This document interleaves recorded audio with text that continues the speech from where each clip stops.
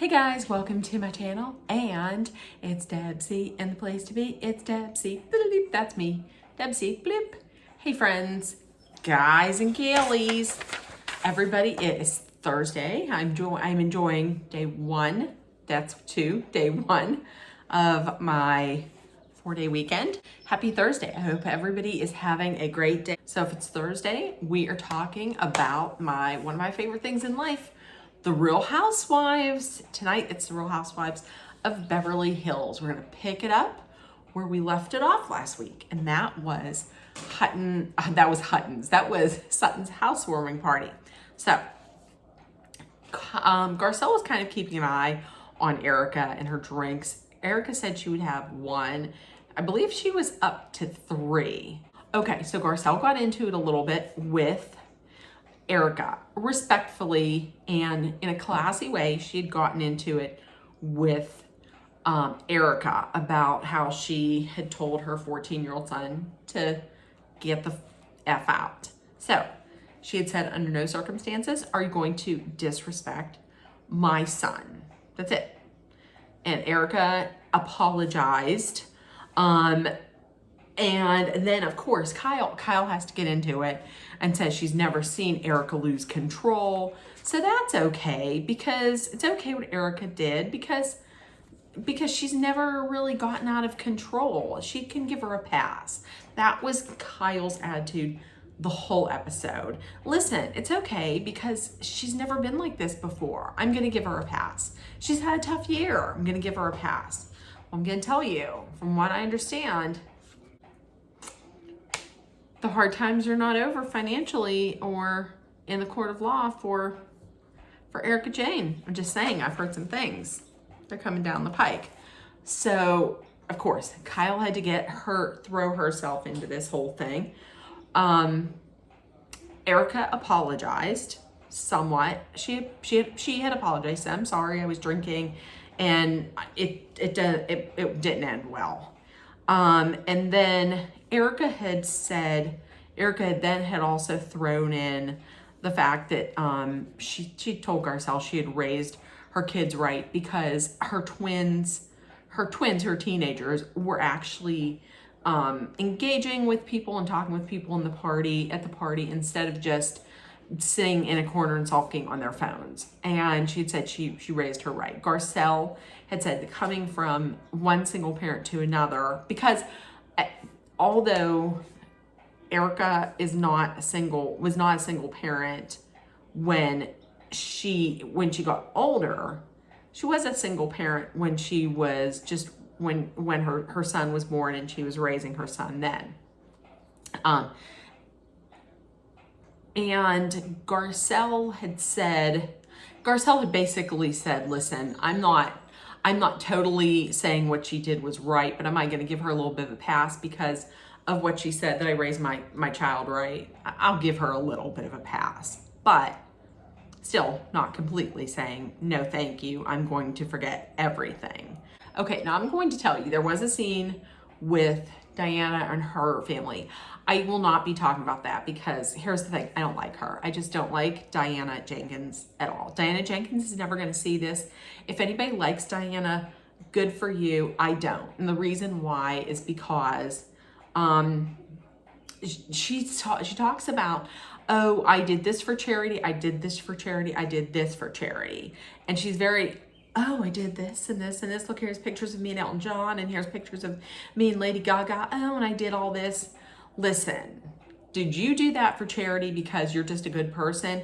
Or did you do that for charity to say, hey, look at what I did for charity? Because if you're doing something for charity, just do it. Why you have to show it and talk about it all the time? I just don't like her. I think she's just overly materialistic. And her calling Sutton is the pot calling the kettle black, because this week Sutton and Diana met for lunch, and Sutton had said, listen, I felt like when we left Garcelle's party last week, we hugged. I thought we were good. But now I'm hearing that it was that you were faking it. And she says, I was faking it.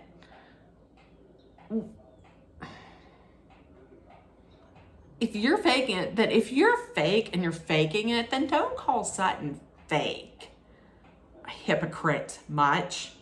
So, and when that whole lunch was a nightmare. Sutton should have never gone for it. But Erica was like, listen, if you just try again and don't come at her, I think it'll be fine. So she went in, and of course, here sits Diana, you know, attitude from the very beginning. So, I mean, if you're going to go into something and somebody's going to give you an attitude, I'm going to tell you, you can only be nice to someone until they keep on doing that. And then you got to bring out somebody else.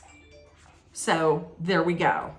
You know, if I sit down and somebody's miserable and they're continually miserable with me and taking jabs, I'm sorry, but I'm going to act like a real bitch to you. So that's what you get. That's what you get. So they left it as Sutton had just said, well, where are we going from here?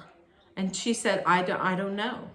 So Sutton had said, I guess when we're out, we'll be civil to one another. That's just what you have to be with her. But listen, here's the thing. Sutton is never going to see this, but Sutton, please don't try to have a friendship with this lady. She obviously does not want to be friends with you.